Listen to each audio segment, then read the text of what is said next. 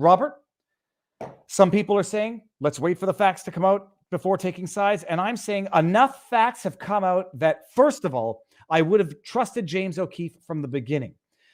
The board has lied now. They've made misleading public statements, and now they've gone to their fourth iteration of the justification that he misappropriated funds for personal purposes from the company. What's your take? I recommend people watch his often emotional 44-minute explanation to the staff. I presume one of the staff leaked the report, or others did it.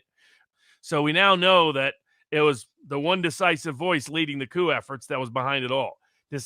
Also, O'Keefe detailed all their other deceptive and dishonorable conduct throughout the whole history of this. Timing things. Go ahead. Oh, I know. I was going to say, basically soliciting from employees, going to employees and saying, do you have any dirt? In James O'Keefe's video, which I shared in the link in the chat on Rumble and vivabarneslaw.locals.com, telling some employees, if you get James off the board, you'll get a raise. According to James, but he showed the receipts. Yeah, all the way through. He went through all the factual details. And to his credit, he said, I'm not going to speculate, but he also pointed out the chronology. He said this all happened right after our biggest breaking story ever exposing Pfizer and the vaccines. And he repeated that about half dozen times so that people could draw their own. He said, that's the fact. You draw your own inference. That's just the fact. That fact tells its own story. And the fact that they were out for the money, that they were, all the things we talked about, and I pointed out at the beginning. I was like, they think they're going to be able to maintain it. They think that Project Veritas is bigger than James O'Keefe. They think now they get to cash in on the reputation and the notoriety and the cash and divvy it up. Now we're seeing internal evidence coming out that was exactly what they think, that's exactly what's been going on.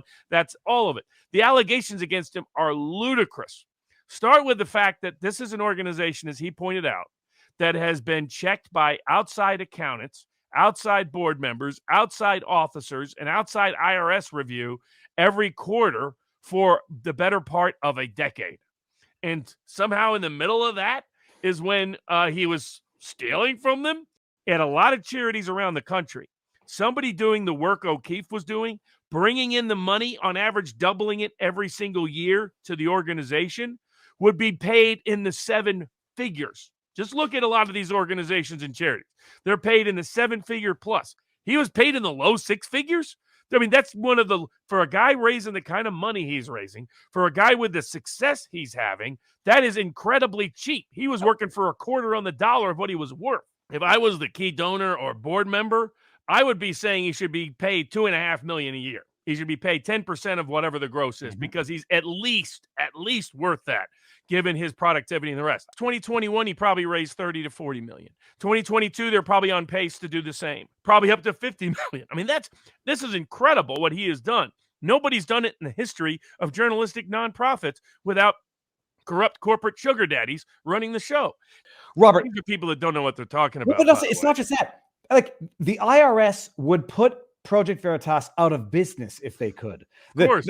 Your biggest enemy. And that's why there was a sign he was so clean. They had multiple levels of lawyer review, accounting review, independent review, so that there's no chance he did anything wrong. None, because they would have already put him out of business if they could.